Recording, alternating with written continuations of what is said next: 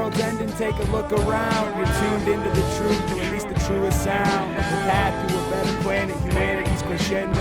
Here's the plan, the regular man's manifesto. Regular man's manifesto. Regular man's manifesto. Regular man's manifesto. Regular man's manifesto.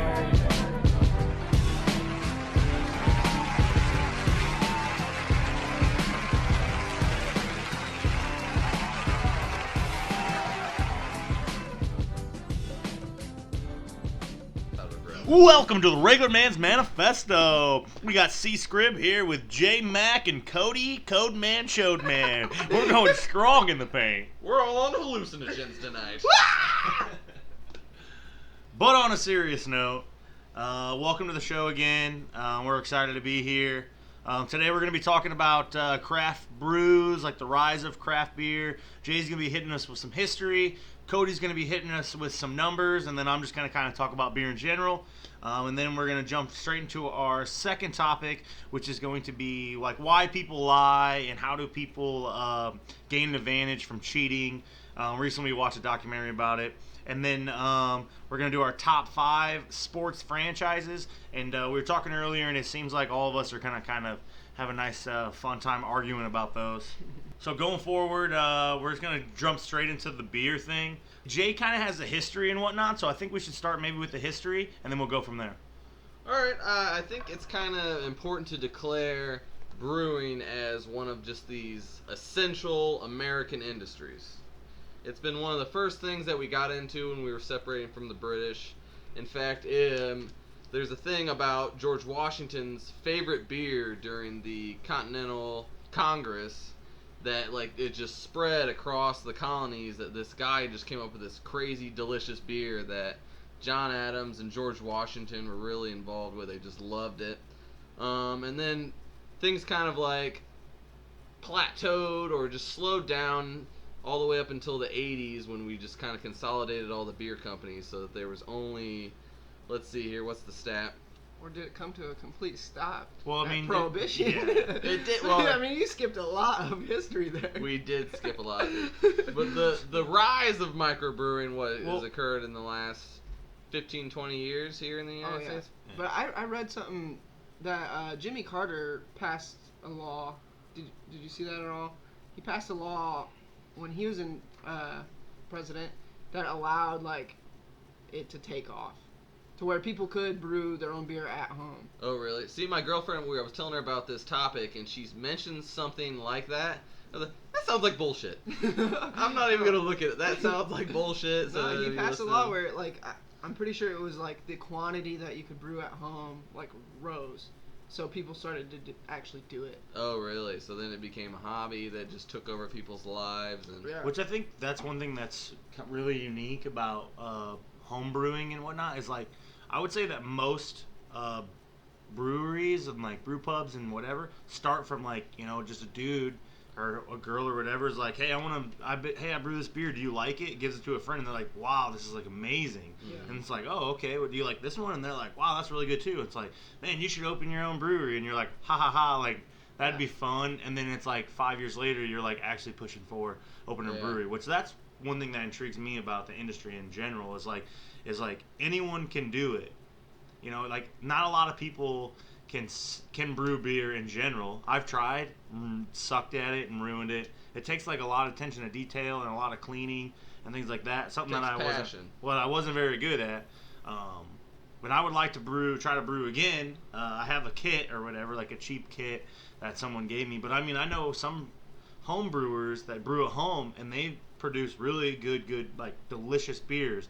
Where like I'm like, man, I'm more than willing to give you some of my money if you're like for real trying to like get a brewery. Yeah, that's one of the things that really interests me about microbrews is like you get that passion. People put a lot of passion into these beers, and you get like local flavors, local histories. It's beautiful to watch these things like doing so successful and kind of taking hold in communities and really growing. Yeah, absolutely. It's like a local movement almost. Yeah. All right, here's my first question for you guys is, are there too many microbreweries? No. Not enough? I would say that it shouldn't be limited because like the whole purpose of a craft beer is that it's always evolving and always changing. So like most beers or every beer tastes different in some way. There's not beers that are identical. So like, there shouldn't be like a stranglehold. That's the problem with like domestic beers and stuff is because there's a stranglehold. One company owns all of them. All the beer. They own all the companies. They own all like Miller Lite and Coors Light and Bud Light and like what most people drink here in the U.S. or whatever or have drank the majority of it. Those don't change. They just stay the same, and it's just they focus on like quality control and like okay, our beer tastes like shit here. We need to make sure it tastes like beer shit here at the end too. It's just no difference. Like when someone is creating a craft beer, it's like oh wait, okay, I want to throw berries in this batch and just see what happens. Yeah. I mean, so you're gonna get some bad batches. Like that's the thing that kind of like that's downside here is not every microbrew beer is gonna be good. You're gonna get some bad ones. There's gonna be some really good ones coming out of this. There's gonna be a lot of innovation, but like it's gonna be a wide spectrum that we're dealing with so many microbreweries coming around. Yeah, and another thing too is a beer that tastes bad to me might not taste bad to you or to you. You know what I mean? So there's a difference in taste and a difference. He was pointing at both of us. Yeah. He's not talking to the podcast. I think it's kind of funny that, or even to the podcast. I think it's funny how like drinking craft beer has kind of turned into like a hobby. Like beer, it's like wine now. It's like you're a beer connoisseur. Yeah. It's huge. I'm actually part of a group here in Fort Wayne called like the Poor Misfits. They have like a Facebook page. I think now they're over like 500 members on this page. It's like a private page, and they post every single day about like, oh, this beer's coming out. Like, oh, I'm going to this brewery. I mean, it's crazy. And it's like all 500 people are talking in this group. I mean, it is wild. I had to turn off the notifications because my phone's just like, just all day. We actually have a major microbrewery here in town that has really gained a lot of popularity. Yeah. Matt Anthony's, we're drinking it right now as we speak. We are if they want to sponsor further podcasts, we will continue to get drunk off of you. This is the Good Karma IPA. Good Karma. So before the podcast, I went over to Matt Anthony's and grabbed a growler, kind of sipping on that. So Matt Anthony's was pretty much the first craft brewery we had here in Fort Wayne, but now there's a lot that are kind of up and coming. Trouble just opened up, and now they're actually serving their own beer. Then there's Summit City Brew Works. I know there's one about to open on Main Street. I don't know what it's going to be called, but yeah, I know that there are a couple are in the works. There's actually one on your road. What's this on Harrison that's going to be opening up too. And a lot of what happens with when people think of a brewery, they always think of it as like a brew pub where you go and eat food and you kind of enjoy like unique foods and good beer. When realistically they all start out as they go to a lot of conventions and things, and they let people try their beer and things like that. I actually have like the stat on what a brew pub is. It's a restaurant or brewery that sells 25% or more of its beer on site. So that's vague. No, yeah. If you sell 25% or more of your beer at your restaurant, then you're a brew pub. If you sell over that, then you're a microbrewery. Okay. Oh, so they're saying there's a difference between being a brew pub and a like Anheuser-Busch could open a restaurant and then they'd sell Bud Lights there. No. Would be no. There's no, unless that restaurant was the biggest restaurant in the world. Yeah, it was bigger than like our state. Maybe, I don't know. Yeah. Because you got to think like. It has to be. Of your sales has to be. Okay, all right. I was just imagining. Of your sales. Other beer, so your beer has to be okay. Yeah. Yep. All right. Which that's definitely not happening anytime soon. Yeah. Continue with the history, Jay. Well, I would like to go back and drop the name of the person that had this beer that George Washington was so in love with. Drop it. His name was Mr. Hares, and it was a porter. And yeah, like George Washington, wherever he was at in the battlefield, he was just getting barrels of this stuff delivered to him. He even dropped a rule where he said, like, my soldiers get a pint with each meal. Nice. He was obsessed with beer, and just this guy rose to fame here, and he started like mingling with circles where he's going to galas and dancing, And I'm assuming he took his eye off the craft because he's not around today, and he kind of just got. Yeah, but he rose to fame. Like, that's kind of like the American story, and it started with a beer. He might be the original craft brewer. Yeah, like the one that just like took off and became famous. You think wildly anybody's got successful. his recipe?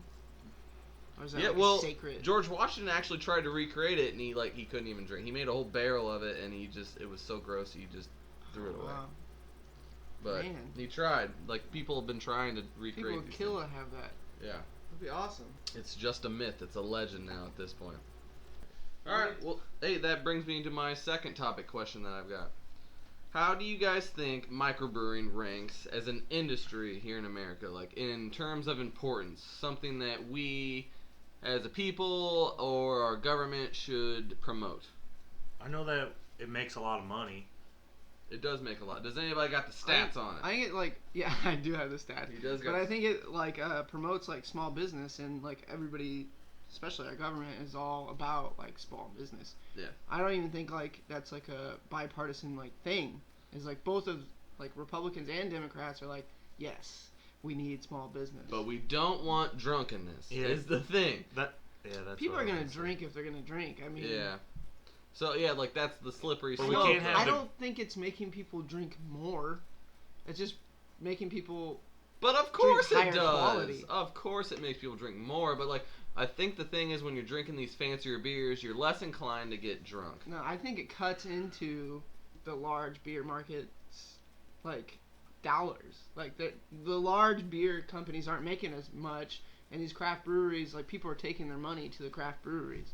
So it's Yeah. not like people are drinking more. It's just the market is getting more competitive.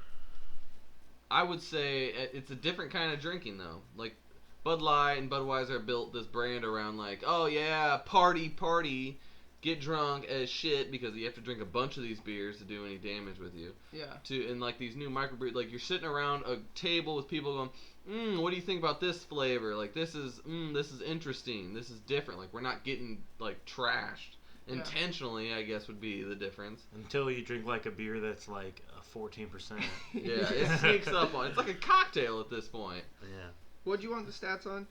On like how much money that microbreweries are generating here in the United States. Okay, so in the United States, stats on the beer market are 105 billion, 0.9. And that's total, not That's craft. total in the entire beer market for the United States, and then the craft beer market is $22.3 billion. So of that 105, 22 of it is craft beer. When we get into the B's, like the $1 billion thing, Yeah. like that's when my mind just starts going. Huge. God damn it! Like who's making these billions? Yeah. It's so spread out between. Okay. And just to go like a little bit local, like Indiana, in Indiana we have gone over the $1 billion mark in craft brewery sales, like Yeah. craft beer. Well, sales. I mean, like we have some huge, like Three Floyds is like huge. Like they have like a couple beers that are like nationally ranked as like top 50 beers in the world. Yeah, we have 115 craft breweries. We're 15th in the nation. For like per capita or something. Yeah, well, no, we're 15th in the nation for how many we have. Per capita, we're 17th, with 2.5 breweries per 100,000 21-year-old and plus adults. Right. So, we're like 17th in that. That's wow. pretty. That's pretty nice. good. Yeah. I feel like I'm glad we're competing in something other than like heaviest people. We're trying to get drunk. Yeah, we're trying to get drunk. Oh. Living in Indiana isn't that bad. But so like, what are some of the other major states? California. Oh yeah, California has like 400. They or gotta be something. number one. Yeah, it's like California, Oregon, Washington has a lot.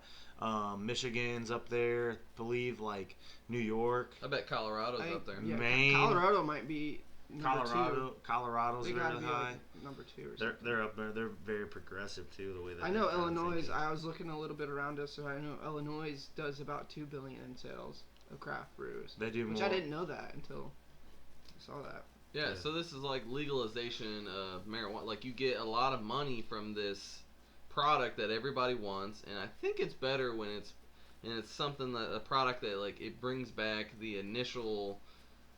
Well, it's almost like a signature. Like you can be proud of like Your local your- beer. Yeah, your local beer is good, and Yeah. I want Sports to support team. it. Yeah. It is like a sports. It's getting to be like that. It's going to be like you build your regional identity around these beers, and I think that would be a positive thing. Absolutely. I Definitely. think so too. There's people that are crazy about beer. That is for sure. Okay. So I think another byproduct of this whole rise of microbrews is like the competition and the innovation that's coming from these microbreweries competing against each other. When the big companies had their product and that's what just they produced for 20 years, that wasn't creating any innovation in the beer industry or just industry in general. Yeah.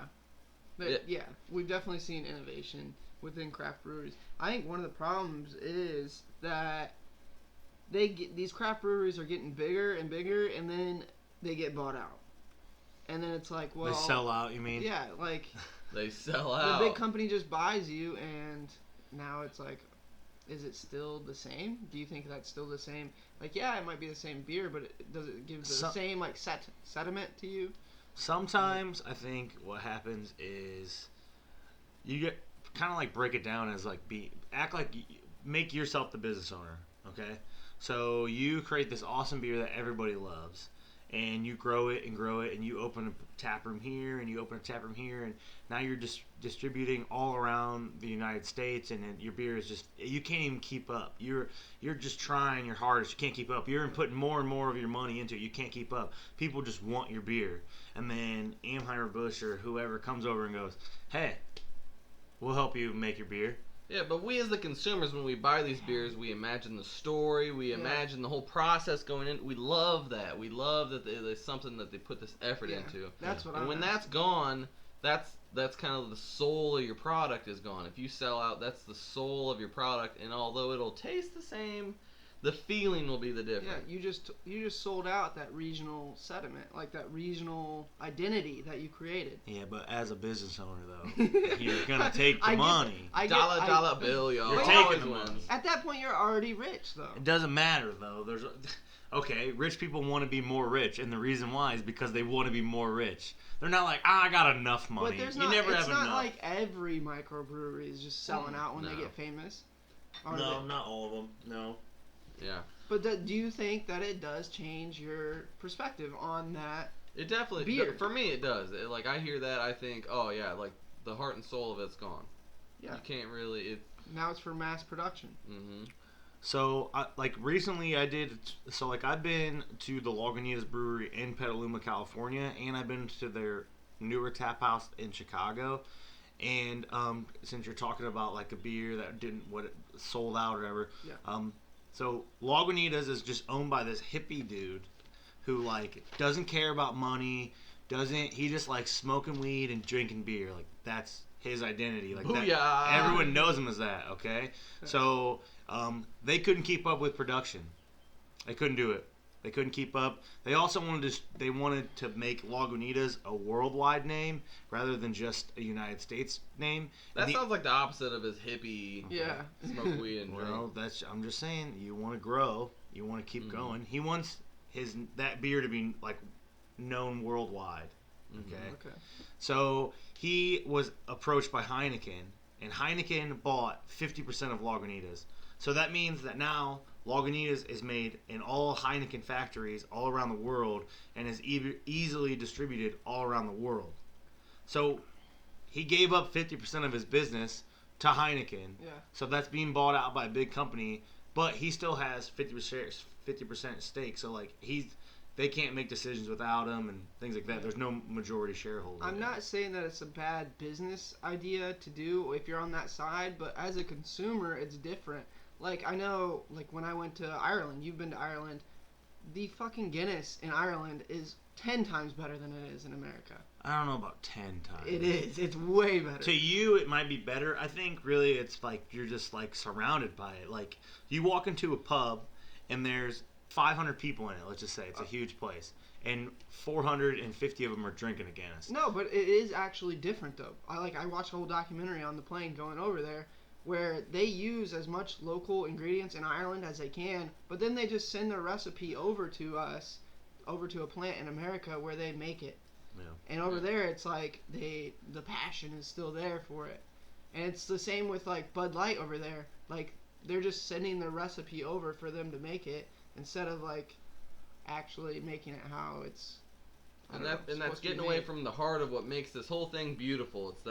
It's that regional recipe. It's crafted, and once it goes Lagunitas route, then it's just made everywhere like as quick as possible. Yeah, that dude's not making it. He has no hand in the production. Well, he's not making it anymore anyway. Because I have a picture on my phone of their brew house. It is fucking retardedly huge. Yeah, but the people that he like picked to brew it aren't making it anymore. They're just sending it out to be made. But it's not like those people aren't going over there and saying like this is the way that we do it. Yeah. It's the same thing with all businesses. You have to grow. It's not a microbrew then to me at this point. I wouldn't call it that. It just changes it's something different. My mind. That it's what is it, man? Macrobrew. Yeah. Was that like it's still a craft beer about though? Macrobrews. Yeah. It's still a craft beer. I will drink it, but I will not view it as a microbrew, and I will not pay those crazy prices for it. Yeah, it's not as much as like it's being mass produced now, so it's not as much as like I'm supporting something. Mm-hmm. It's more like they already made it. Yeah. And I like their beer. Okay. It will do the job today. Yeah. Okay. All right. I feel like we closed this topic out. You guys ready to move on to topic? Well, I guess we could say one. I guess we could kind of like talk about beer itself. So like, I know that earlier we were talking about how you were talking about the industry and whatnot of like how much money's brought in. One thing is you get a lot of jobs from it, because like pubs and things, and like you get a lot of apparel. People make money off that, so it creates a ton of jobs. So like I have this little stat here. It says in 2014. It says small and independent American craft breweries contributed $55.7 billion into the U.S. economy. And they're saying that's everything from 424,000 jobs, with 115,000 of them coming directly from breweries and brew pubs. And that's including like the servers and like things like that. Which I think that's freaking fantastic. That's crazy. Absolutely. So like I know like if you go...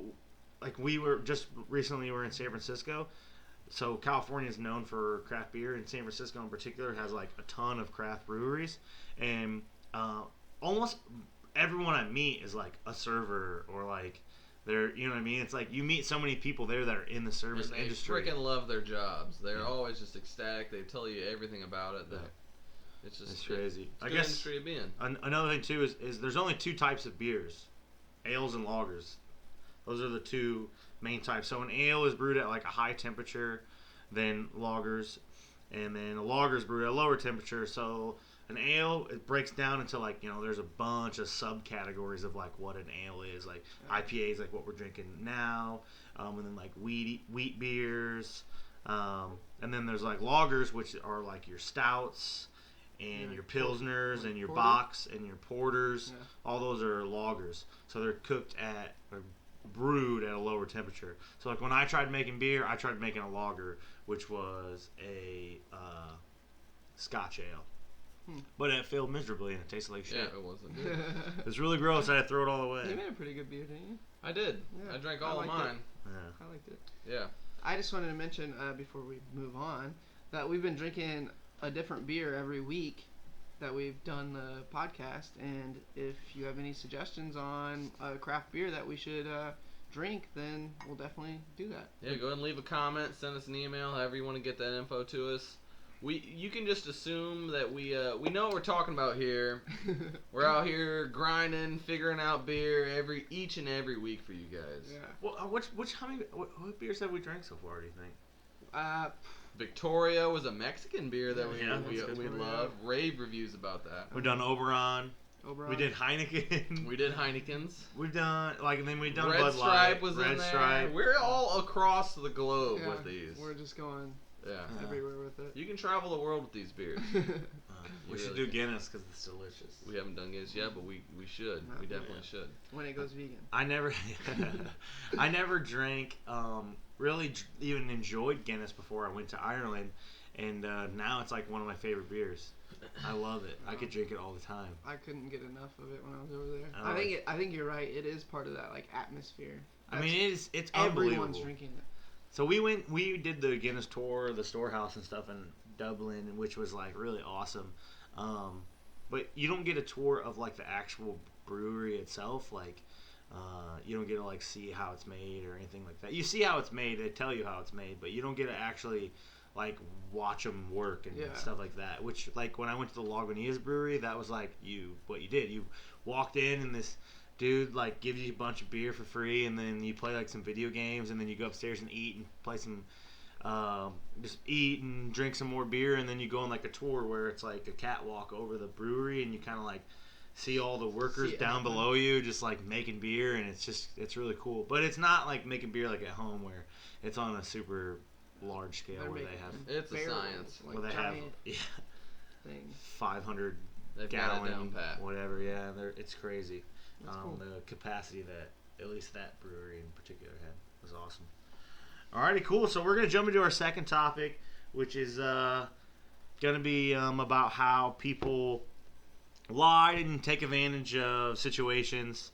And the reason why we're kind of brought up this topic is recently on Netflix there's a documentary that I'm not sure this guy's name. I think it's Dan Ariely. Really? Ariely? He's Israeli, so it's an unfamiliar name. Yeah. This is a documentary that we've really been discussing vigorously, especially me and Chase these last couple days. Chase loves to lie and cheat to get an edge. I didn't realize this when we got into business together, but he is constantly taking advantage of other people's lapses in judgment. And I'm sure he'll enlighten us with some of his stories of his victims over the years. I wouldn't call them victims. You could call them victims. I'm not like robbing people blind. Not blind, but you are robbing them a little bit. And realistically, I'm not particularly robbing them. Okay, so if they set up a situation where you can take something from them... Depends on what it is. It would depend on what I gain from it and whatnot. Though that's a way of rationalizing it. But hey, we'll get into there's elements of this whole thing that you really you got to flesh them out to really discover what is a lie, why we lie. Let's just... So the main premises of the documentary itself is this Israeli guy basically gives test subjects math problems, 20 math problems, and they're told to solve them, and they'll be paid cash for each correct answer. The subjects were only given 5 minutes to do it, so there's no possible way that they would get all 20 answers correct. So basically, when time is up, the controlled subjects... That sounds weird to say, controlled subjects. These people. Yeah. They go up, and they're told to count how many they got correct, and then collect their money. And before they tell the guy putting the... I'm having brain farts here. I can't think of the study conductor. Is that what you're talking about? Too much beer. Yeah, the beer session really wore us down. We got into it. So like the people fill out the math thing, and they have to report how well they did on it, and then they get to collect the money based on their own report. But then the people conducting the study also get to keep the results because they told the people that they were shredding the results, but they weren't. So they know who's lying and who's not. Was my first question that pops into my mind, because I didn't watch the documentary, is there anyone who actually did get all 20 right? No. It was That impossible. never happened. It's not It was possible. impossible. No. I was Given just the wondering if time there's like constraints- some genius or No. something. No. Well, that actually seems possible. Yeah. But there wasn't. It's Yeah. unlikely. Okay. And they did this test all over the world. All right, so basically what the guy conducting the survey found is that people will lie. What is higher than 70% of people would lie, say they got more answers correct than they did, and make more money. But the gist of it was there's a huge sum of people that would lie, but there's this Cheated only like a small amount. cheat a small amount, would take like an extra $1 or $2, and then only very few people would lie and say, "Oh yeah, I got them all correct." So if you look at like the amount of money that's lost to the people conducting the survey from these like super liars that said, "Oh yeah, I got all of them right," it was like $500. But if you look at the grand total of all the people that just lied a little bit, it's like $50,000. Yeah, because they did this on 40,000 plus people. So it was like, it wasn't just like a small group. It was a lot of people, and they did it to all types of people, genders, races, everything, and no matter what, they always lied. Yeah. There was no changing in like how much they lied. Even they offered more money per question answered, and they've done things where they also less money per answer, and they still lie. This is pretty much the same amount. This guy did a bunch of different things about lying in particular. Like one he brought up was he put a vending machine out, and when you put your money in the vending machine, you click like your M&Ms, and it costs you $1. So you put $1 in the machine, and it would drop your M&Ms down, and then it would drop your dollar down again. And then there'd be a phone number at the top that said, if this machine isn't working correctly, call this phone number. And he said he left it there for however many days, and no one ever called him and said it was broken. But they just kept taking the candy. They just kept taking the candy, and he said that no one took more than 4 pieces of candy, and no one took less than 1. So no matter what, every single person that used this vending machine stole at least 1 piece of candy. See, on me, it's like, I don't give a fuck. If your machine is broken, that's on you. You're taking something that you did not earn, though. But I've encountered this situation where the machine is broken. And it steals your money? No, I'll just put a Post-it note and be like, yo, dude, this machine's broken. It didn't give me my money back, but it gave me more items than I originally bought, and I'll just take the 1 item. Really? Because that's all I really wanted. And then another thing too is you can't eat everything because you're vegan. But the thing is, like, I value like my time. I'm not gonna call this number and like do all this, go out of my way. I think that takes more time than leaving or less time than leaving a Post-it note. Like, yo, machine is broken, bro.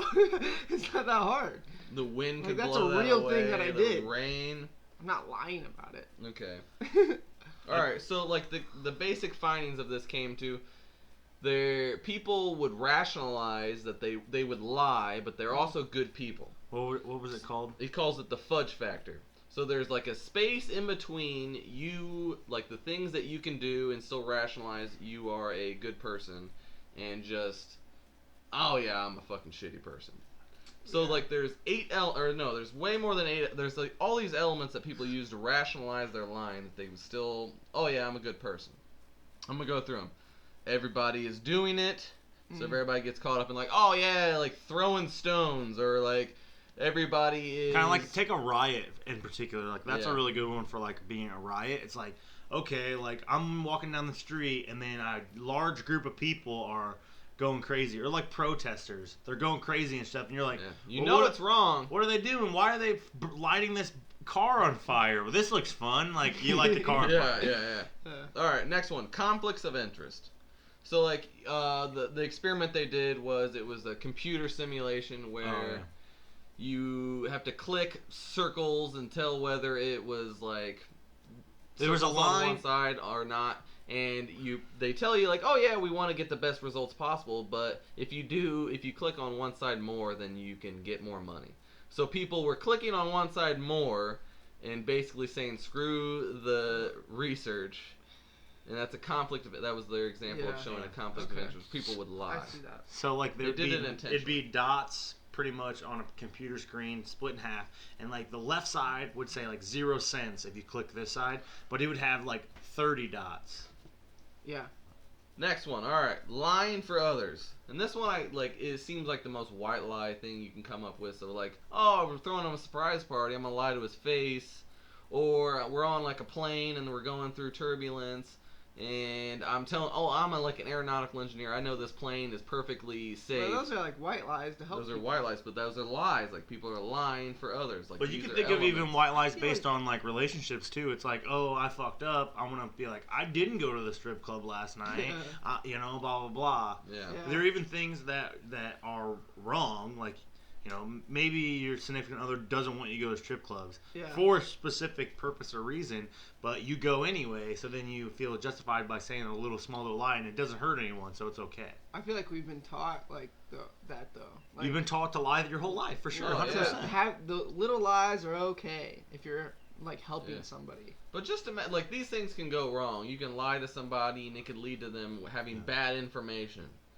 But like you should that's in the fudge factor, so you can still, it's a white lie, but I'm still a good person. You can still justify it to yourself on why you just did that. Like this whole thing is just rationalizing your lies. Yeah. That's like, oh, and these are the easiest ones to rationalize so that you're also, I'm still a great person. Next one, kind of the same thing. I'm not hurting anyone. It's a self-interested lie that you, like, doping in sports. Yeah. I use it for myself. I'm not hurting anyone, but I'm lying. I'm saying that I'm a pure athlete, and I'm just lying. So I think the main part with that, though, would be is when it's pretty much when you get caught, or if someone says like, so like I'm a power lifter, so like I'll like have a conversation with someone who's just like ridiculously strong or whatever, and I'll be like, yeah man, like how's your training going? They're like, oh, it's nonchalant, blah blah blah. Like they don't know a lot of information about it, whatever. But then they have like a 500-pound bench press. I'm like, okay, well, like, how the hell do you get a 500-pound bench press? When realistically they're like juicing it up, taking pro hormones and all that jazz. But they're like, oh yeah, like I just do like 5x5, like 315 a lot. I'm just like, okay, well that's. I mean, I don't know how that would work for you, but they think that they're not hurting anyone. See, I think that like that is a lie in itself. Like you're not hurting anyone because you're not thinking about anybody else. Like by doping, you're hurting a lot of people. Like especially if people you that are look in up to like you. a competitive sport, then you dope and you become this great athlete. Well, you just hurt all the people that you're competing with because you didn't get there naturally. You do because if only 70% of cyclists are doping and they're just wrought with just like they hate themselves because they're not competing with people that seem to just be taking it easy out there. Yeah, you're cheating. You're straight cheating people. all these people who naturally got to that level. So in the documentary, there's a guy, a cyclist, who basically said that he was one of the nation's best cyclists for like 10 years. He was really good. And then he decided to go to college instead of like continuing to cycle. So he went to college for undergrad, 3 or 4 years or whatever. And then he got out, but he couldn't get, cycling out of his mind. So he's like, you know what, like I want to compete again. Trained for however long, was getting hit all the same times as he was getting before. So he knew that like, hey, like I'm going to jump in these competitions and I'm going to kick butt. So anyway, he jumps into a competition and he can't compete even a little bit. He's like so far behind where all these other people are at, and he's like, what is going on? Like I don't understand it. So he goes up to a teammate of his and says, hey, like what the hell's going on? Like I know my times are good. What's happening? And the guy says, go to your doctor and tell him that you need help with your cycling, blah blah blah. So this guy goes to a doctor. They set him up with a doping pill or whatever. Was pretty much the way it was explained in the documentary is it's for cancer patients to produce more red blood cells. And he said that it directly affected instantly. Like it's not like takes a while to work. And was this something that was illegal or not illegal? It's illegal. It's illegal, 100%. He served jail time. Yeah. Well, he got caught because he lied and said that he didn't dope or something like that. Yeah. But he started taking the pills or whatever, and then instantly got good again. Like he could compete with all these other people. Yeah. And for the most part, probably all the other people were doing it too, because he's like saying like, everyone's like the very first thing. It's a culture of it. Everyone's doing it, but no one's talking about it. Okay, like openly, they're not saying like, oh yeah, this is what I do. Besides, unless you're in your team. So then once he got good again, because he was doping and he was winning competitions and stuff, then he got on a racing team and like overseas racing team, and they were like really like not strict, no, really into the practices of doping. The coach's brother brought them their pills. So would this like just be a downfall of the sport itself? Because it's like they obviously don't have it promotes lying and restrictions cheating in place to like catch these people doping. So I would say that every sport is like that though. Every single sport wants you to cheat and be really good at it.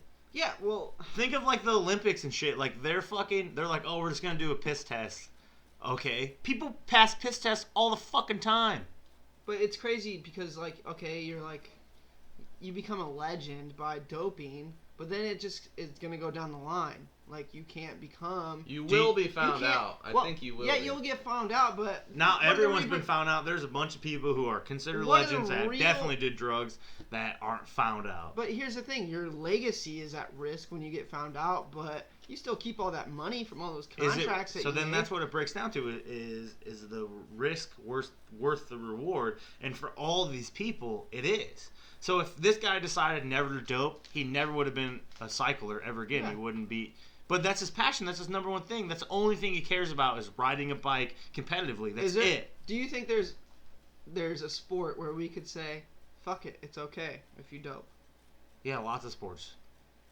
So, Beer but pong. doesn't that trickle down into, like, okay, say take baseball. Say there's these legends that dope, and we're like, oh, that's wrong that you doped and you hit all these home runs. It doesn't count. You have this asterisk, blah blah blah. But then you go down to college level. You're not going to get drafted unless you dope now. And then you go down to high school. You're not going to get into the college that you want unless you dope now. Pretty much. Yeah. So, but I mean, that's like It's a catch-20. It really is a catch-22. So you don't get to the level you want to be without doping, and you really can't like count yourself as being like for real at the level you want to be without doping. But if we condone doping in any sport, then we're condoning it at the high school level. Yeah. That's what I'm saying. Yeah. It really. Yeah.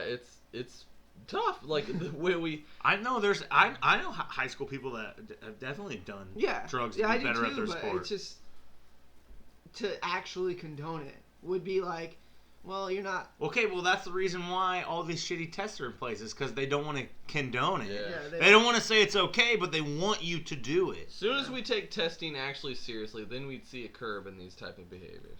I think we'd see a curve in like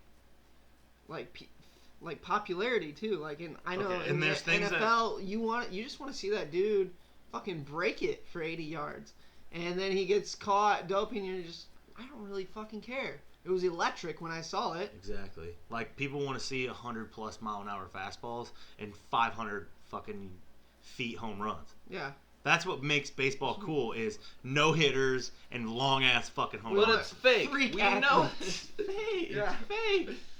But Like, would you know. like? Would it's you such want? short-term thinking, though. Is it fake though? Because then we could break this all the way down to like steroids or whatever in particular, like cortisone shots and all that shit. That's making it fake. That's making it to where so you can keep performing. What would be more important to you?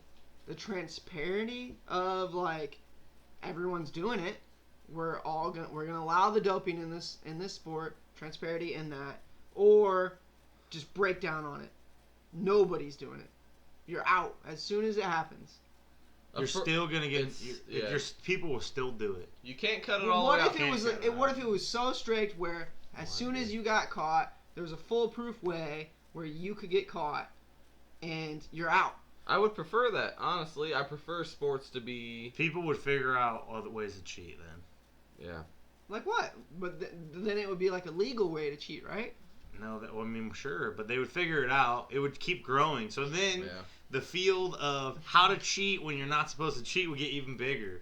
No one is ever gonna be like, okay, I'm just natural. I'm just gonna stay natural forever, and then I'm just gonna try to compete. And if I can't make it, then I'm done. Yeah. You know what I mean? Everyone wants to get ahead. As long as there's a passion in the sport, like, you know, especially if you're like an endurance person, you know, like someone who is a competitive, you have been competitive, you won races and stuff, and then all of a sudden you can't compete, and you're like, what the fuck's going on? Like, I don't understand.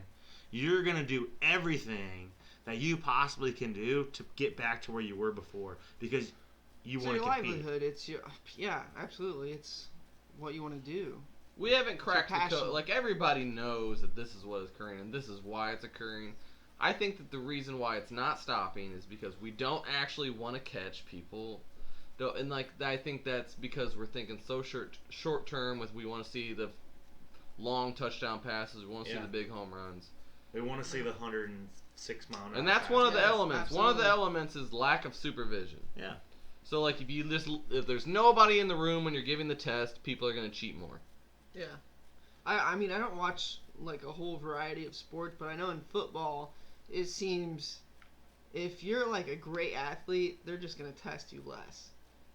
I don't know. Like, So if you're I've like had a popular- conversation with somebody who knows a particular human being in the NFL currently, and the way that they test is they like test you one time a year. It ain't fucking random. Yeah. They're like, hey, you're being tested this date, and then you get tested that date, and then for the rest of your career, you're tested on that date. That's insane because that just the first thing that pops into my mind when you're saying that is Ricky Williams getting tested for weed. So if you fail a test, they test you more frequently. But it's like, okay, But if you pass it, you're good. What do you have to only pass like 3 tests until they go back to that 1 year rant? I don't know how it works, but all I know is if you fail once, then they test you more frequently. But if you never fail, they only test you once a year. So so it's training camp. But you take your test on August 1st, let's say, okay, and you pass. All right. So that means that you're good for the rest of the year. They're not going to test you again. And then August 1st of next year, they're going to test you again. But this is a whole since I brought up. I'm not sure with drugs though. It could be different. Since I brought up Ricky Williams, I think it's like a whole different spectrum. He was the leading rusher 1 year. That's not a performance enhancing drug that he was using. He was using weed. So He wasn't cheating. he wasn't cheating, and just he don't got like it. kicked out anyways. Well, that's because it's an illegal It's a substance. stigma. That's like not Sean Mayer. I mean, I guess he got busted for steroids. But Richard Sherman, him and Brower got suspended for taking Adderall. Yeah, There's illegal substances. That could be considered performance They enhancing. can't even for take. sure. They can't even take caffeine. You're only allowed to have a certain amount of caffeine in your system. But I don't know. Do you think is caffeine a fucking? I guess at the time that it happened to Ricky Williams, our country was in a different place when it came to marijuana. Even now though, it's Pac-Man Yeah, even Jones now. gets in trouble for it. Josh Gordon's not in the league because of marijuana. Yeah. Pretty much Johnny Manziel is not in the league because of That was cocaine. drugs. Yeah. But he didn't get accused. I mean, there's no proof that he did cocaine or anything. Come But just on. like drugs in general, though, like drugs in sports are bad. Like that's just what it is. And the main reason why they're not gonna sit here and support like the NFL and stuff, marijuana and shit, is because like little kids Yeah. look up to these people, and like if they're openly just smoking But they're marijuana. not, I don't feel like it was that open. That it was just like it came out that he did that because of that drug test. Even like with Josh Gordon, like he's not openly saying like, "Oh, I'm this pothead." You know what I mean? Yeah. My whole. We have gone way too far off topic. Let's get back to the elements of okay. lying. Like Lying. these guys and their NFL obsession. I swear to God. I'm sorry. All right. Another thing that leads to increased lying is creativity.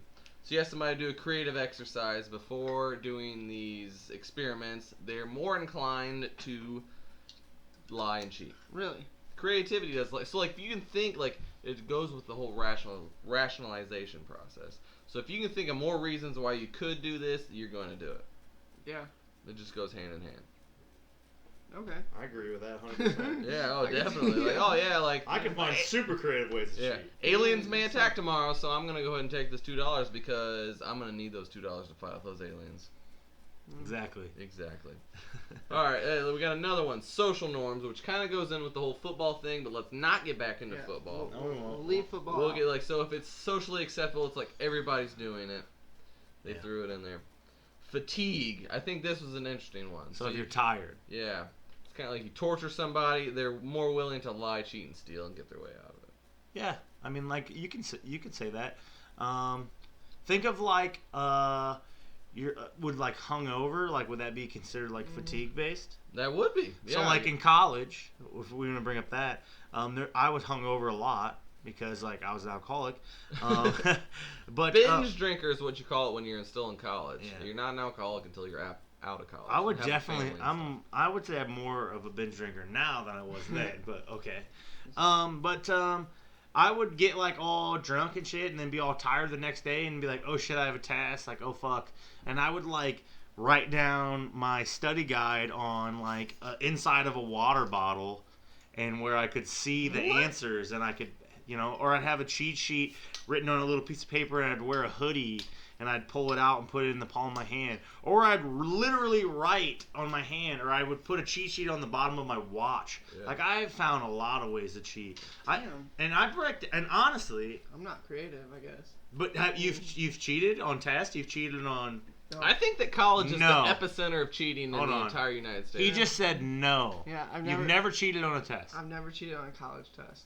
So, College test. College I've never- test, huh? But like, You've only been in I college have for tried 5 to years. find like the answers online, That's cheating. But like that's different because it's like not cheating in the moment of taking the test. It's cheating. Rationalization. You're trying to Look, like there's rationalize all it. these things. You're But doing it's different something- than what you're doing because you're actually writing down the answers. It's And not then you're looking different. at them. It's morally wrong. If You I know can it fi- is. No, Both of them are yeah, wrong. You know no. it is wrong if you find I've the actually answers thought about online. this because it's like, okay, there's like websites where you can pay to get answers to like study guides and stuff. I was like, well, if I had more money, I could fucking get straight A's in this like on this class. Or there's like websites where people will write your papers for you. And it's like, well, if I had more money, I could fucking get an A in this class, but I don't, so Yeah. I can't do it. I totally agree with you. And then there's a lot of people who use those services. Like And you. I've never used that. I've never used that. Why are you smiling? Those dastardly people. Those just dastardly I've people. never used that my whole life. But honestly, I've thought about it for sure. Well, the main rationalization in my mind, if I find the answers to the test online, then I'm like, my teacher's a fuck, and I should You ace got the one shit over on anyways. them though, but that's still cheating. Still cheating. Yeah, You I can see didn't that. do it the way they intended. Yeah, but Kind of like when they say like. Don't even say but. You cheated. Just say. Yeah. So like when definitely. they say, "Oh, read the chapters 1 through 5 and answer the questions in the back of whatever for the chapters 1 through 5," and you're like, "Okay." The first thing you do is you get online and you want summaries on the fucking Google that chapters shit or whatever. so that you can try to answer the questions. And honestly, you don't have to read the chapters. You can go and read the question and it will say like, what happened in 1940, say it's a history class, 1942 and blah, blah, and you're like, okay. Then you look in the back of the book, you're like, 1942, you're like, boom, fly to whatever page it's on, write down the answer. There's ways to get through without you actually learning it. And I think that's the main problem when it comes to colleges is because when they make you do busy book work, it takes away from you actually wanting to even try to learn. All you look for is the easy way out. Yeah. That's the number one thing. I think my favorite teachers that I've ever had in college were the hardest teachers I've ever had. And it was because I learned the most and I could not cheat in that class. I had to do it. Yeah. Yeah. Unless you found a way to cheat. But I'm saying I did not find a way to cheat and I had to do the work. Because clearly you're a bad cheater. Yeah. I'm probably No, bad at some it. of them are like, yeah, like I'm your cheating. experiences have been different than mine. Some of them I literally could not even find a competitive advantage. I had a stats class that was just straight up, if you did not fucking know it, you didn't know it. Change the test every week or every semester or whatever. He was hard. Right. Yeah. Which, I mean, like, of course, like, I've failed a bunch of classes. Mainly math-based classes, like, because I'm not very good with... I'm good with numbers. He likes to make up numbers is his problem. So, yeah, it's around about this area, 75. We got it. Yeah, but no, so like with math, I was like really bad. Like even now, if you were like, "Hey, what's this times this?" I probably wouldn't be able to tell you the answer Because you never really tried. because I never really tried to learn it or whatever. I was like, "Whatever, I have a calculator, I'll figure it out." And then we take a test and you can't use a calculator. I'm fucked. Yeah. I'm fucked. There's no way I can compete. You know what's funny is Done. I used to be very, very good at like long division on Oh, paper. that's a useful But skill. to I have. lost that skill because of my calculator on my Now it's fucking gone phone. forever. Yeah. I can barely do it. Yeah. I'm struggling. All right. Next element: distance from the crime. So like I like this one. This one is big because if like they added an element to these experiments where instead of you handing your piece of paper to somebody, you handed your piece of paper to them, and they gave you like tokens, and then you went and cashed those tokens in, or you just went and told them, and then you got the money. So like there was an extra step.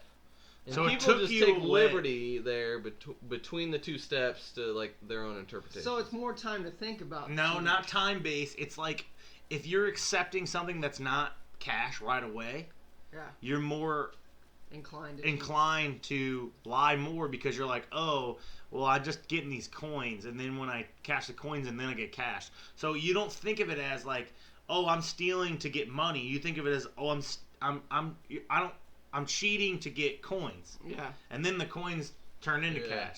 So there's another step that separates it, and in the studies it shows it's huge differences, and it's like, so say, Cody, you're sitting here on my left, Yeah. and you have the coins, okay? Yeah. And Jay's right here on my right, and he has the money, and you it's know like, I got that cash, bro. and it's we're right next to each other. You know what I mean? It's like 1 second. Yeah. So I'll go up to you and say like, oh yeah, I got 7 right. You give me 7 coins, and then I instantly go over there and I'm like, I got 7 right. You hand the 7 coins, you get $7. Yeah. But if it's just Jay by himself, it's like, well, I only got 5 right. But I want to flip this because, in a way, to rationalize it, don't businesses do that to you in a way? Like, I know there are plenty of businesses that give you tickets or give you, like, when you go to, like, a festival. Exactly. They give you And I've tickets seen or they people- give you tokens or something, and then you don't end up spending all those tokens because you come short of getting that item that you want. Like, say, a beer is 7 tickets. I only have 6 left. I can't get a beer. I'm not going to buy more tickets because I can only buy 10 at a time. And then, boom, they make money off you because of that reason. You're rationalizing that, like, like they're Yeah, getting I you. am rationalizing So, like, it, but... it goes back to the vending machine. Like, that time that vending machine got me, I'm going to take this But M&Ms I just here. want to flip it around. Is that's a business like ideology too? Is like we can do this. And So get they're more getting money you off of so it. you can get them any chance you got. Yeah, sure. Yeah, That's what, that's like, what that's you're what that saying. boils down to. I don't get got. I go get. We all get got every once in a while. Everybody gets got. You get got. I don't. I go Oh, get. yeah. All right. The last one is, I think, an important one. It's self-deception. And that's just you lying yourself. You're lying to yourself. Yeah. This Like, is oh, it's nothing. okay. I'm not really lying. So, like, a person, like, their example in the documentary was this kid was telling his family these stories about playing basketball, and, like, he was just lying. But throughout his lies, he really felt these stories come to life. So, like, even to this day, he can remember the lies that he knows are lies. He can remember, like, blocking shots and, like, catching like basketballs off his head. Like, these things become real. Like, as soon as you tell a story, it takes on a life. Like, it just has that feeling. As soon as you can picture it in your head, it is now, like, at least somewhat real to you. Yeah. It almost gives you like a false like memory of. Yeah. And, like, What so, happened? like, you really can't say what's, like, you can't say, like, something's a partial lie or a full lie. Like, everything is just, like, you could almost say everything is a lie at this point. Because I know me in particular, like when I tell stories, I'll exaggerate to make them more interesting. And then I'll tell, so say like I tell Cody the story and I say it this way, and then I tell Jay the story, and then I retell Cody, and Jay's listening, he'll be like, well, wait, didn't you say this? And like maybe I'll have something off, but then I'll be like, oh yeah, like, you know, like you can't retell the same story over and over and over and over and over to a bunch of different people and keep it the same. But the reason I was rationalizing is like, I'm like, I want this story to be interesting. Yeah. So like I'll lie like a little bit, you know, I'll change like a number, or I'll change like some small part of the story to make it more interesting, to hold their attention longer. But overall, it's still me lying. It is. So, like, you really can't call, like, anything is a lie. You can almost say anything is a lie unless it's just such hard truth as, like, you did this and then this exactly happened, and you repeat it that exact same way every time. Yeah. So we're living in this gray area. In a world of lies. We're living in this gray area, and we're given so much freedom, and we're manipulating existence to make it work for us. But let's give some cause and effect to this whole theory here. All right, from 2001 to 2010, federal revenue lost through tax evasion, people lying on their taxes, in a decade-long period, is $3.09 trillion.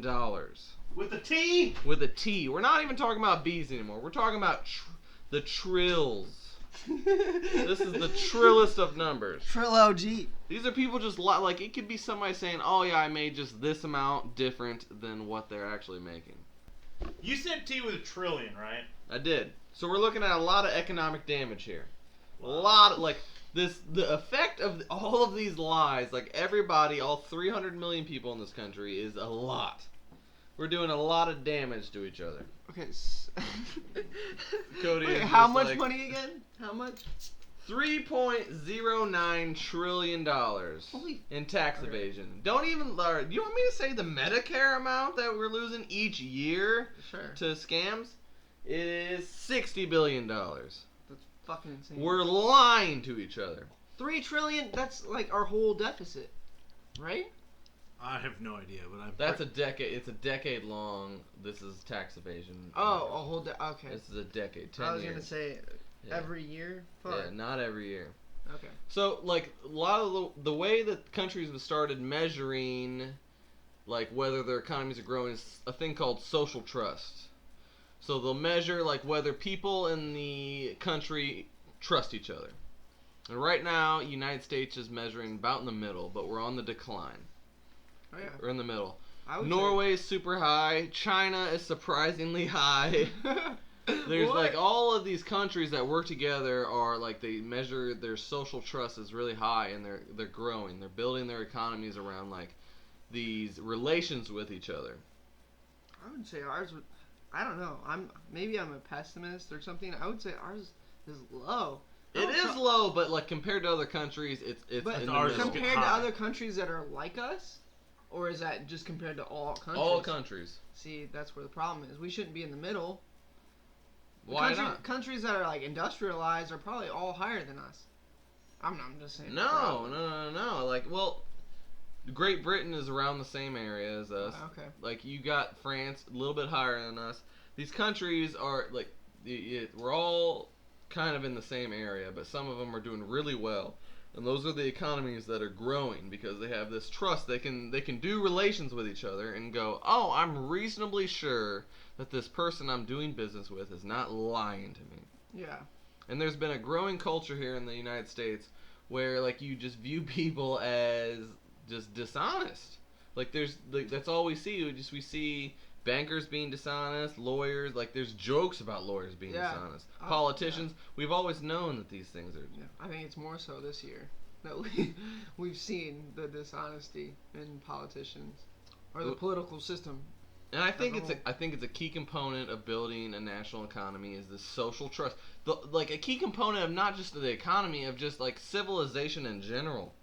You're in like close relations with these people. You just assume automatically that they're going to do the worst thing possible that they can do to you. Like that's when social trust is at an all-time low. They're trying to get me. Would you say that is a reason why like big box companies like do so well in America? Because, like, say you go to Walmart, you know that price is the lowest price, I guess, because you know Walmart's business frame. No. I wouldn't say that comes from a disagree. social trust standpoint. I disagree. Because it would be, because, like, if you go to an individual, like, TV store, you're thinking, how much commission is this dude making? How much is this TV store making? You go to Walmart, you're like, they bought It does cut that component out. It they really bought, does. They bought all these TVs in a mass, they bought them in such a big quantity that they can offer them. I jump online instantly, and it's always cheaper online. You're different, Yeah, Chase. it You're a is different human being. Yeah, I than don't everybody else. disagree that it's always cheaper online, but I'm thinking on that like social trust, like within the like big box company brick and mortar stores. But if you really break down social trust all the way down to its core, is a big box company is the opposite of that because they literally ruin. Yeah, but what I'm saying is, you go to Walmart, you know what to expect from a Walmart. Oh, okay. You go to a fucking Pizza Hut, you know what to expect. And that gets to another core argument of this whole documentary is like people think short term in these lies instead of long term. So they'll go, oh yeah, I'll lie in this moment, not really realizing the damage that they're doing to the social trust. One thing, I hate fucking Walmart. I just wanted to say that because Me too. I feel like it sounded like I was like We can all. Walmart. I hate Walmart. I think we can all say we fucking hate Walmart and we've had shitty experiences there. I would it's say designed to be shitty. I avoid Walmart at all costs. Like, yeah, every once in a while I do go, but the thing is if you want to grocery shop and you want to do it at a reasonable price, like say you're in you're middle class, like you have to go to a big box store to get food. Yeah. But for the most part. If we get a microbrewery equivalent of like getting groceries locally. Oh yeah, that's But what I think it microbrews should are way more expensive. That's what it should translate to, though. Is like it's this local quality over you quantity. You can be proud of it. Like all this produce is from Indiana, and think of restaurants that are like that. They're expensive. Yeah, but it's like. But when it becomes the norm, you hit that tipping point where it's like it like now it's benefiting us all. So like you get that economy of like where we're all just like boosting it into this one spot and it comes back to us. I'm not saying I'm not for that at all. I mean, I would prefer to, You know, But spend think- more money and have more local produce and local whatever. But overall, it's like if I'm gonna go spend $200 on groceries, I'd get, you know, say if I go to Meijer, that's where I go right now. I spend 100. I spend 100. Me and my girlfriend spend $100 to $200 every other week, maybe. Yeah. So I'm spending $100 a week on groceries, probably somewhere around there, like legit. But here's my thought on it: is like, It's $400 a okay, month. so you're willing to pay more because it craft beer is way more than regular domestic beers. You're willing to pay more for that domestic beer. It's like, is that quality difference enough for you, like organic or like big box? Not particularly like in love with the whole organic thing. Like I don't really give it too much. Because better. it's been Way diluted better. at this point. Because like who really knows what's organic? But we have really kind of deviated from the whole discussion here. Yeah. All right. Let's tie it back in. All right. Also, I want to blame all this getting off topic off of Matt Anthony's Good Karma beer. God damn Yeah. it. We're all It feeling is. pretty buzzed here towards the end, Let's and get our brains askew. I can't wait to argue with little Cody about our top 5. Yeah. It's gonna be a madhouse. I'm gonna. Pun intended on the Matt Anthony's Brewery thing. Oh, That God. was it. Please sponsor us. Please. All right. Well, hey, without further ado, let's get into our top 5 sports franchises. Wait. And let's I frame think the we question. we gotta tie up the last topic. You want to tie it? Well, it wasn't People in a bow cheat. tie yet. People cheat, and they will cheat. They'll find a way to cheat every time. But if we're gonna live in a society, we need to curb that behavior. Yeah. The whole point of the documentary is saying that like yeah, people are gonna cheat, and like this is showing how blatantly they cheat. But like hopefully in the future, people will cheat less because social whatever. Yeah. If there's any, but you gotta go to like individual level. If there's any like benefit for you to cheat, you're gonna cheat. The risk does not outweigh. But not the every benefit. time. But it's not every time though. So if Yeah. you curb it down from like, oh, I cheat 70% of the time I get a chance, to all the way down to 30% of the time, think of the economic gains. Yeah. So like Just in everybody tax benefits evasion, from really. just everybody would benefit from us working together and building more social trust. If we're gonna live in the society together, I love you guys. Let's do this. Let's build a society together. I haven't completely given up on civilization yet. Yeah. Absolutely. Let's do it. Like I've just got a can't give up shred on of hope left, and Yeah. it comes from this documentary. Believe it or not. All right. Yeah. Let's tie it up That's a nice. That's not. It's a red bow and it's nice. It looks like Christmas morning over here.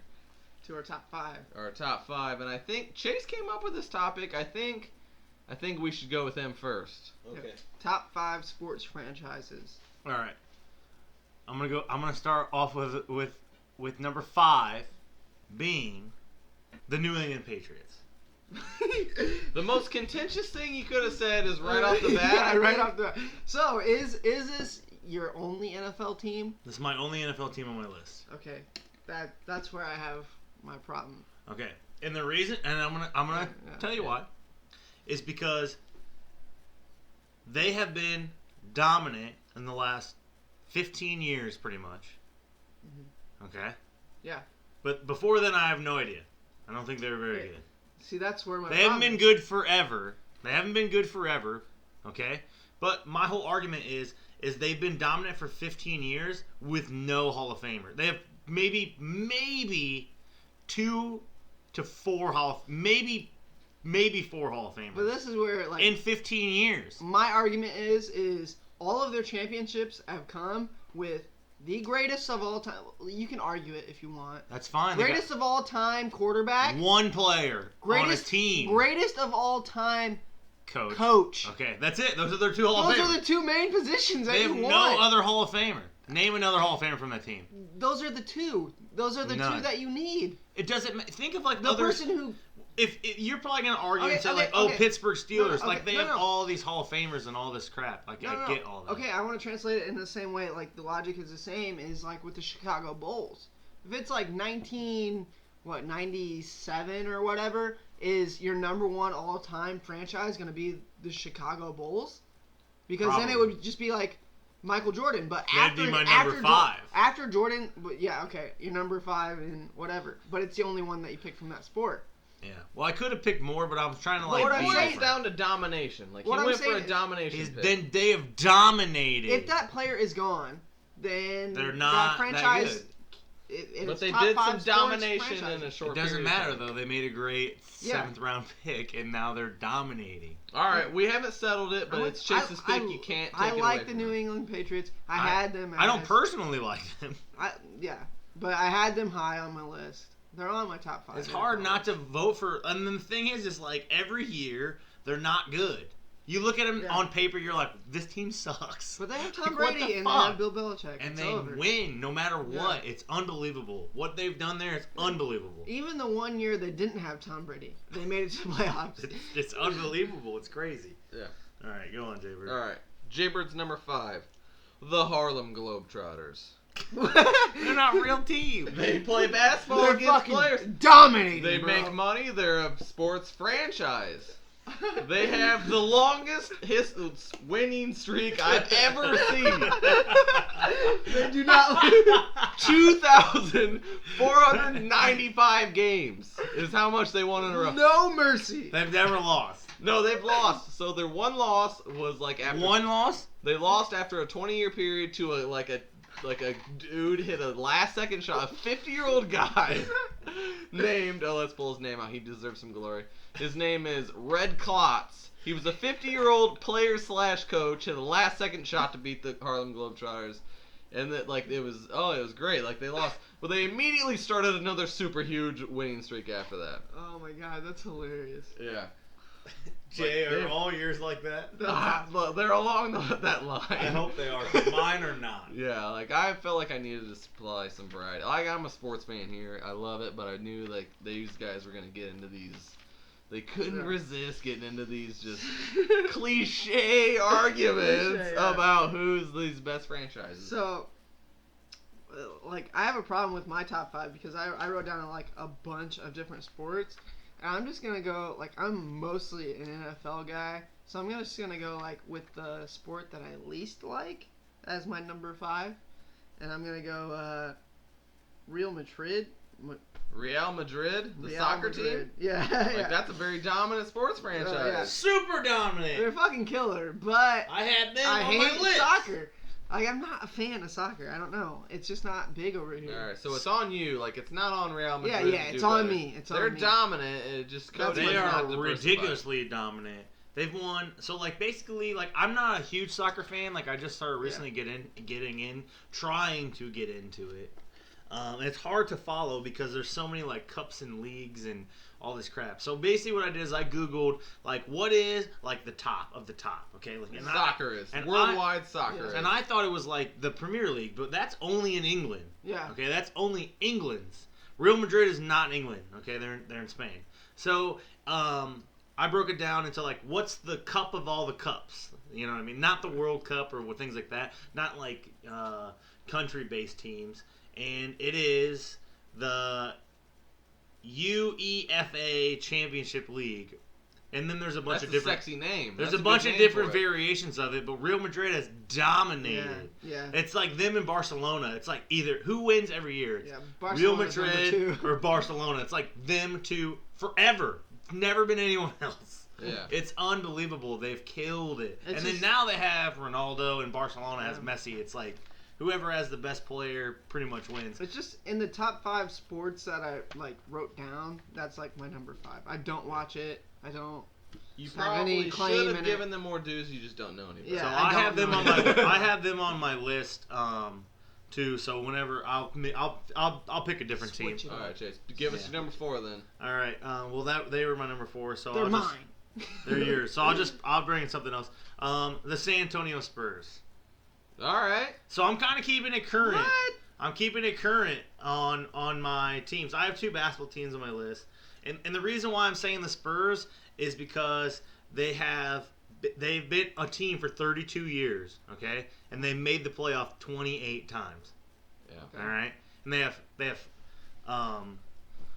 5 championships, and they're not where it's oh, we're only good for we're only winning championships for 3 years or Yeah. whatever. It's they win for 4 years in a row, they went to the finals, and then they won 3 of them, and then they took a year off and said, let's win another one. Yeah. And then this year, they're a true dynasty. They have the second best regular season record. They lost to the Thunder this year, and their average age of their team is like 34. They're all a bunch of old men. They're out there just balling. But don't they have the... Like, I don't watch a lot of basketball either. Don't they have the one player that's basically brought them... They got one guy, Kawhi Leonard, that's good. That's Tim their new Duncan guy. is a legend. Okay, Duncan's Tim a Duncan's legend. a legend. At this point, he's 37, irrelevant. right? He's irrelevant. He barely even played this year. Oh, really? So Okay. they replaced him with someone who's probably Yeah. going to be a Hall of Famer too. Yeah. But Popovich probably won't. He's going the best down, coach in the league right He's now. going down as one of the greatest coaches in NBA history. Dude is a fucking genius. Okay. Unbelievable. But they have had a lot of really good players there. Tim Duncan, David Robinson, Hall of Famer. George Gervin, Hall of Famer. Tony Parker will probably be one. Ginobili, maybe. Kawhi Leonard, if he keeps playing the way he is. Marcus Aldridge, maybe. Those are current players.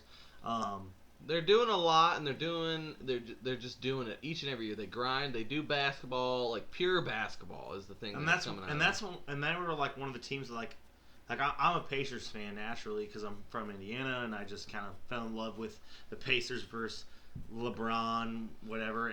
But like the Spurs, I've always liked them, and I've always kind of like followed the way they play, and I respect Popovich. I think he's a great coach, and I love Tim Duncan.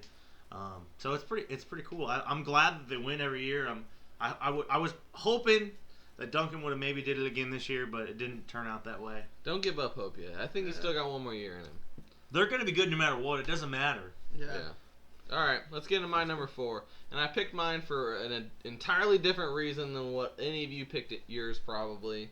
I went with the Dodgers, which is a great franchise. I mean, yeah. But I picked them because of a social reason.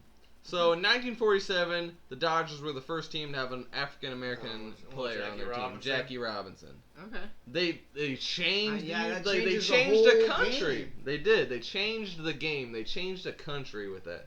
Like they used their position of power in the country and did something good with it. Well, I always think too, like That earned them a spot for me. was Jackie Robinson like I don't.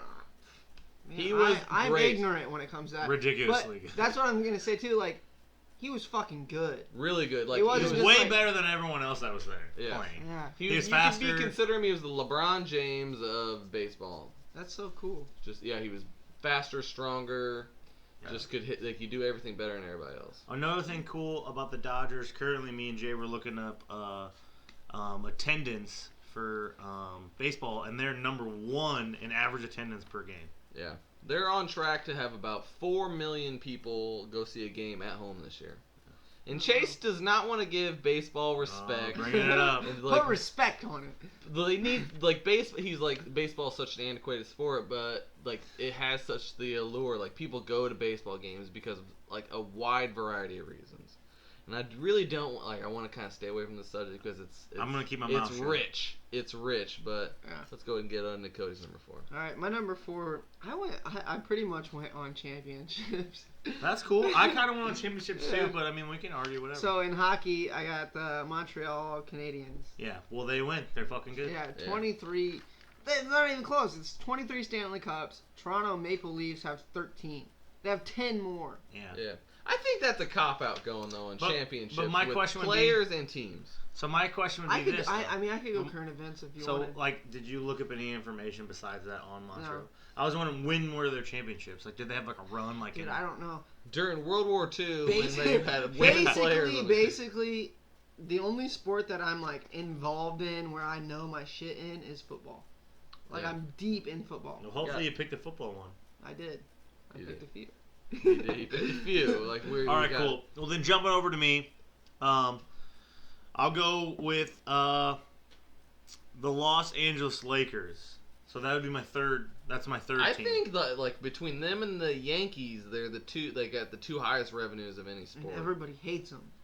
Yeah. So, and the reason why I chose the Lakers, though, and I kind of just broke it down specifically on like their poll, and the fact, even like break down the championships. So they were like they've always kind of been good besides the last like 2 seasons or 3 years. 3 pretty much. seasons. 3 seasons. They've always been good. There was never a year where they were like, oh, we're losing more than fucking 30 games. Like, you break it all the way down to when they were dominant, like Magic Johnson era. Then there's the Kobe Shaq era. Like, they always had like a 1-2 punch where it was carrying them to championships throughout the whole thing. So, like, I'm assuming someone might have the Celtics on their list.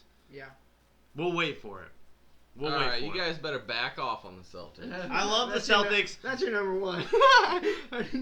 Don't go too in depth on the Celtics. But what I'm saying is this is like I was like indifferent, or not indifferent, but like I was like, do I pick the Celtics or do I pick the Lakers? So and the reason why I chose the Lakers. 16 championships for the Lakers, 17 for the Celtics. All right, and the reason why I chose the Lakers though is because they're more relevant. They're more relevant now, currently, in the last 10 years. They've been good the last 10 years. In the Celtics, I don't have.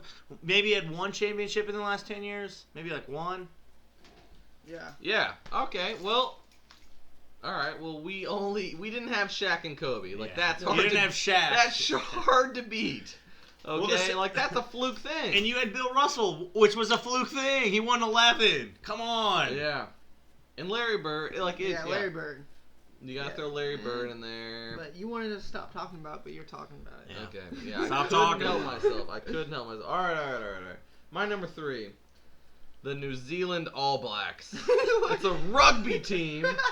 I didn't get into rugby at all. You're not a fucking rugby team. Oh, I don't think you're prepared for this. Nobody gives a fuck. All right, about they're- Rugby's huge. Rugby is huge, man. Like they are competing against teams all across the planet. Yeah. Like this isn't just in And the planet, not that just not the world, the planet. The moon has a team too, I think. All right, so they have a 76% winning record, and they have won the last 2 Rugby World Cups, and they're competing against teams and this team has been competing for 100 years, and they have a 76% winning record. That's a lot. It's dominant. Yeah. And I think like the interesting fact that I found here It's like is Michigan. like, their top University. player makes $650,000. That's it. That's it. Holy shit. They're doing this with guys that just love the sport, And that's super That's dangerous. crazy. and it's like they Yeah. can't keep doing this for a long Oh time. my god. Their It's top prob- player makes $650,000. I just saw today, irrelevant, but because I'm gonna bring everything back to football. Andrew Luck just got I think it was 26,000 million or 126,000 million. $126 million contract with like 80 million guaranteed, which is insane. Congratulations, Colts. Yeah. You're not going to win 8 games this year. Yeah. And I have $100 that says that you're not going to win that, so Yeah. don't fucking win Yeah, 8 games. you're not going to. Yeah. All right. Sleeper team No, Let's Jaguars. hear your football team here, Cody. No, I'm not going football. What is it? What? Is it my number 3? or Number no? 3, yo. My number 3 is Chicago Bulls. Like they changed a lot of things in the country and in their sport. My number 3, it's kind of personal because I grew up watching Michael Jordan. Yeah. So it's He was so still today when I imagine him playing, it's like a cartoon almost. it's not real. It's not real. And All the things he did, he was like jumping over people and he was like taunting people, shooting free throws with his eyes closed, and just like and with the man. dunk competitions, and he was just like an all-star dude. It's like in the moment he everyone agree. knew like But he's the best. You could almost say just Michael Jordan as a sports franchise. Yeah. You really could almost Almost just about- take him away from the You- Bulls. What did the Bulls have to You do could with that? They say made the Phil playoffs. if Jackson? we had top 5 players of all Just time. saying, you took him away. You took Michael Jordan away from that team. They went to the fucking playoffs still. Just saying. Just saying. He's just saying it, and it's a loaded thing because it goes with a lot of other. They But had a here's lot what of good pieces on that here's team. what They I'm were a saying good too, though. fucking team. Here's what I'm saying too, though. Add If we Michael said- Jordan, that was their X factor. But without Michael Jordan, they're still a good team. They could win games. If this top 5 was top 5 players of all time, you could say he would be your number 1, and nobody would argue with you. Yeah. We could say that we could do a top 5 NBA players, and I am NBA into players, it. okay, or just players in general.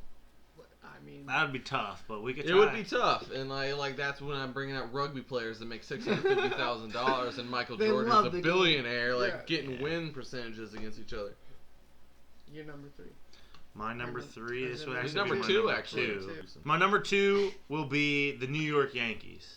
Oh, you took mine. They make more money than any other sports franchise, probably on the planet. Yeah. I would say. They're And real arguably $500 number one. million each year in revenue. I'm Like, thinking they should be number one, but I'm gonna find another number one because my shit's I have all to find a fucked up. different number one. Because Like if you're looking for like iconic players, iconic hats, iconic anything, like they are so like the most legends, the most. they really do. It's insane. 'Cause Like they have to be the top sports. Like they have to be number one, and Does that's that- why I didn't pick them. does that kind of go into like the whole cap salary in baseball? They can just buy anybody they fucking want. Pretty Yeah. much, and that's what Well, they do. hey, like that. Well, the way it worked was until a guy named Keith Flood is you had a player like you buy his contract, you can have him for the rest of his life. Yeah. Like you, unless you trade somebody, there was no such thing as free agency back then. So this is like in the last 60 years, but before that they were dominant without free agency. Oh, really? Mm-hmm. But I mean, in recent years, it just seems like they spend the most money. They make the money, they spend the money, they got the most populated city in the whole country. It's a recipe for success there. Yeah. And they're not flounder like they just don't mess up. Yeah. Although they're kind of messing up right now, so let's go ahead and release this in 2018. All right, my number two, and I'm just loving all these gems I found on you guys. And this is gonna be something you're like, oh wow, how did Jay think of that? Optic gaming. So Ooh. esports is a new and Don't- emerging thing, and right now the top team is Optic Gaming. In your number two, you're going. My Optic. number two. For what reason? Because it's new, it's exciting, they're doing really well, and a very competitive thing. Like everybody's getting into it right now. Are they? And nobody knows how to do it. They're just like setting. What's their trends. game? What's their game? They're all across the board. So like Halo, like first-person What? shooter seems like what they're being good at. I didn't know they were all across the board. Optic Gaming was.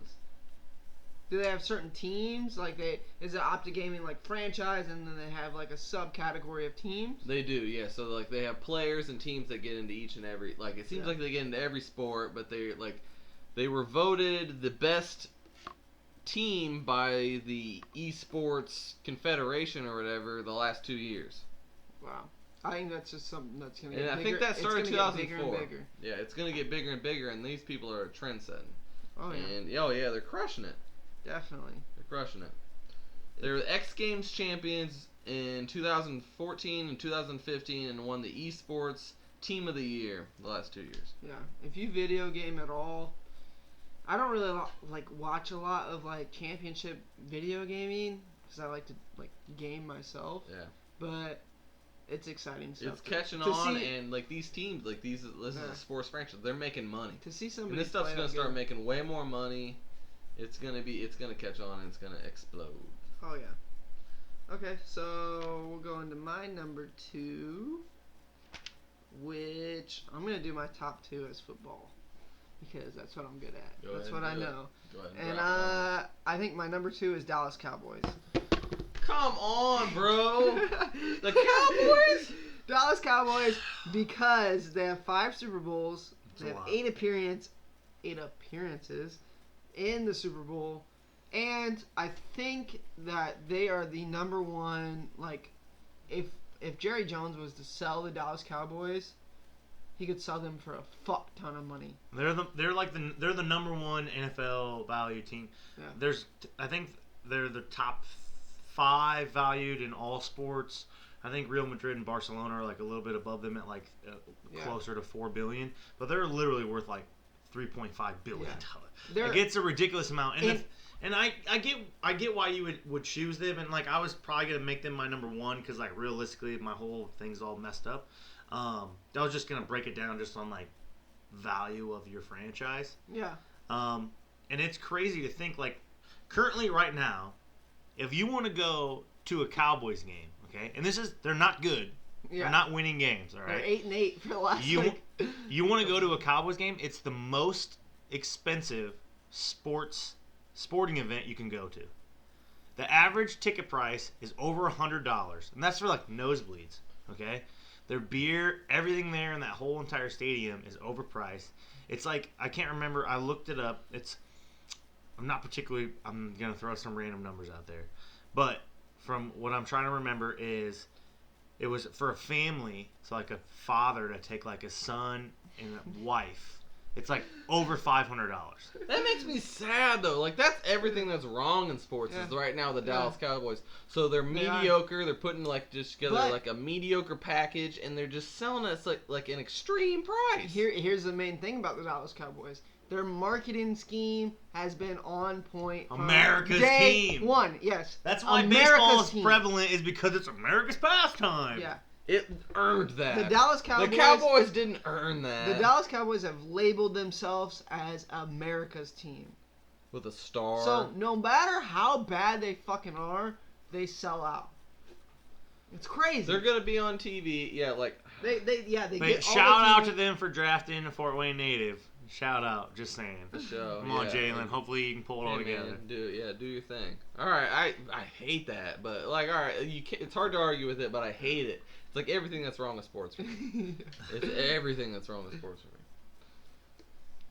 Give us your number one, Scribbles. I don't have a number one, You man. don't have a I mean, number like one. I can just say. stole it from you. Well, I can say anything. You know what I mean? I can talk about whatever.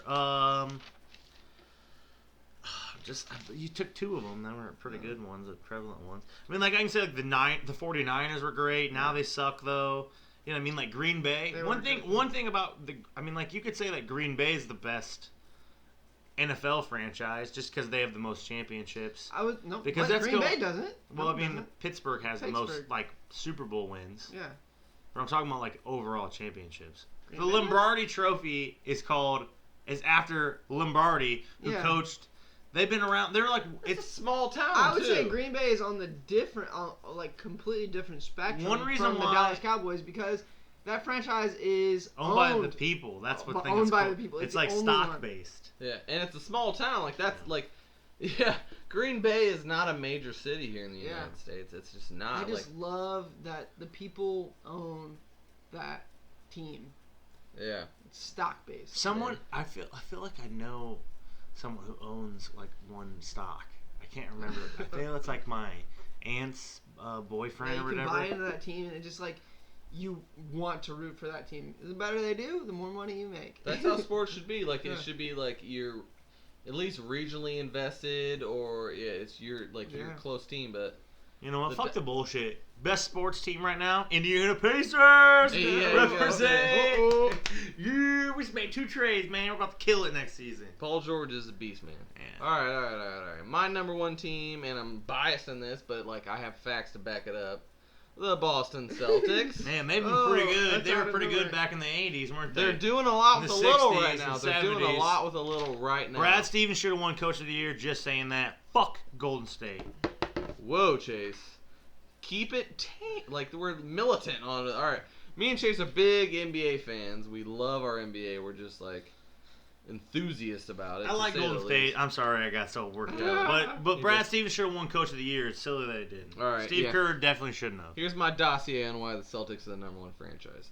17 NBA championships. Mm-hmm. Yep.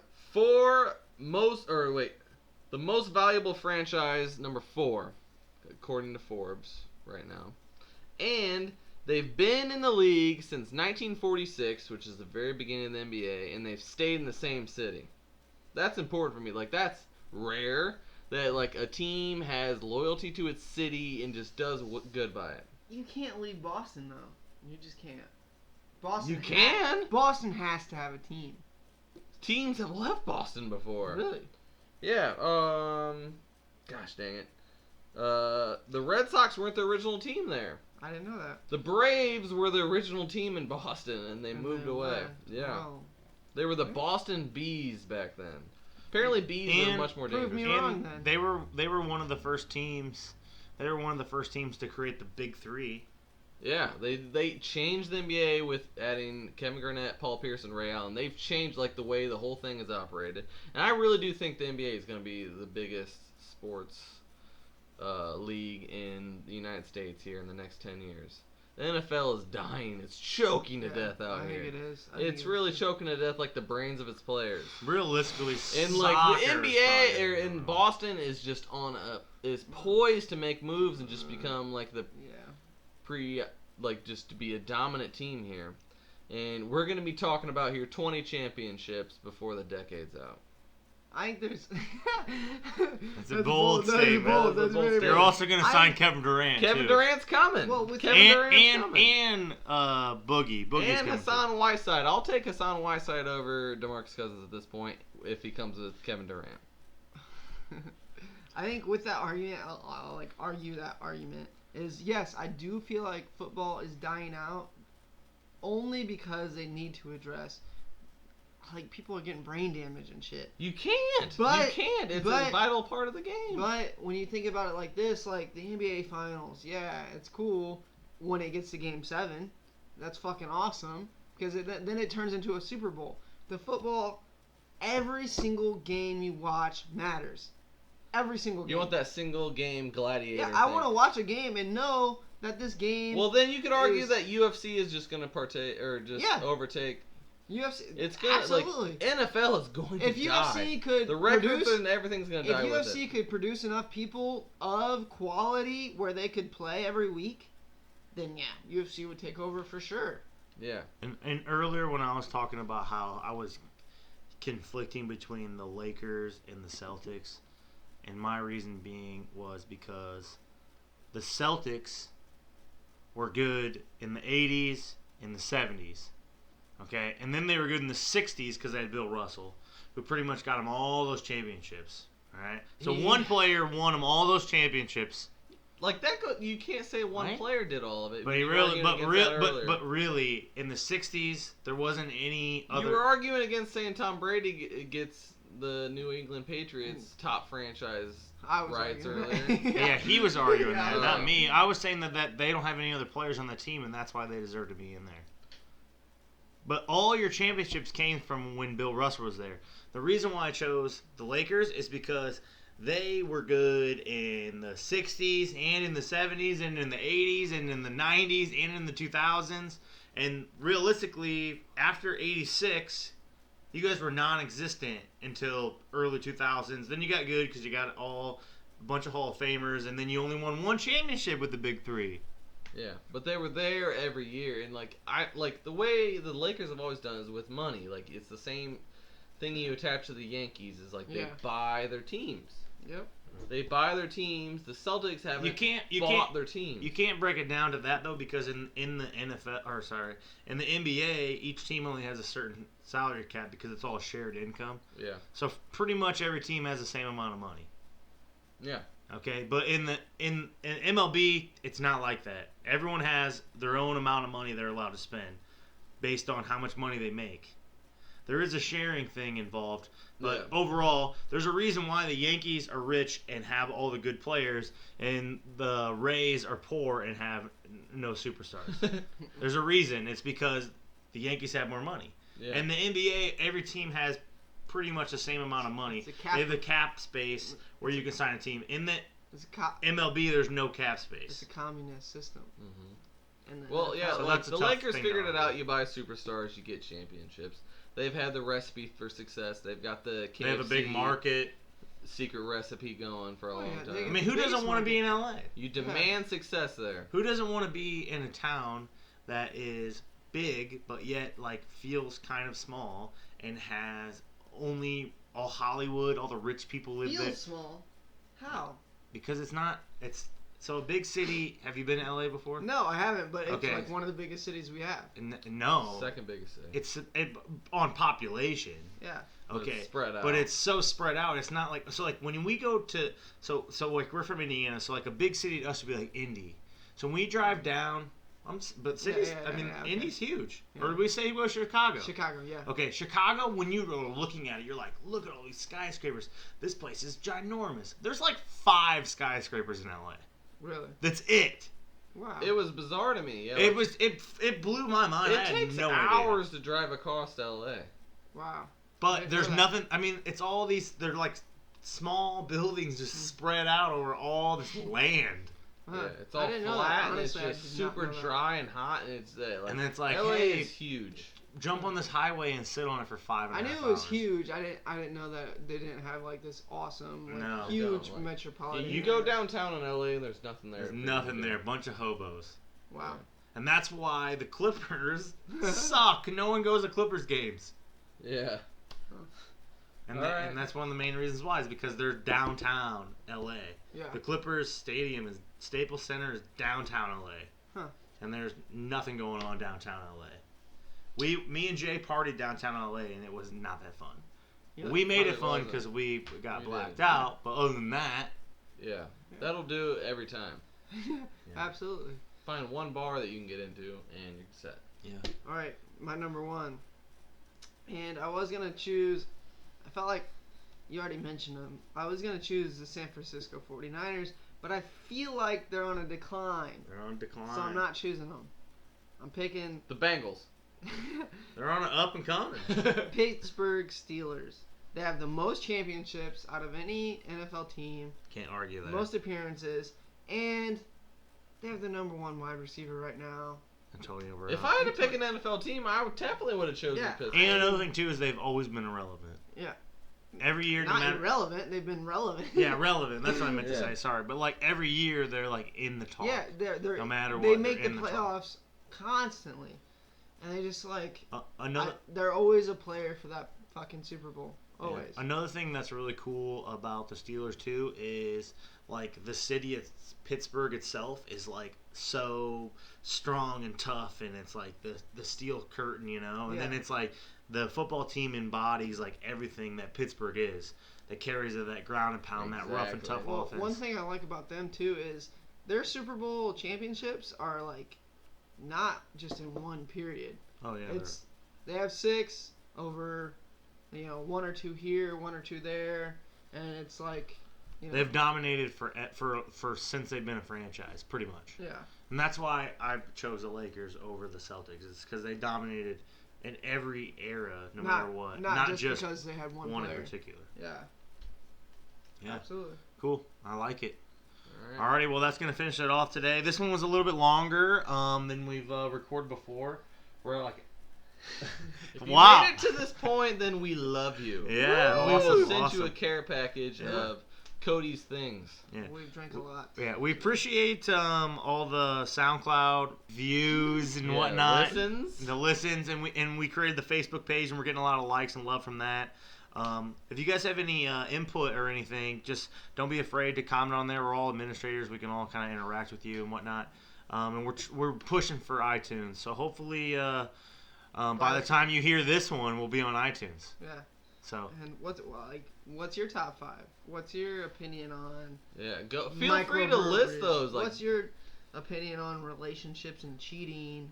Everything. the whole point of Let this us is know. like to start the discussion, and we want to see people discussing with each other and just being like civil with each other and just embodying everything that the regular man's manifesto is just creating a better world for each other. Discussion.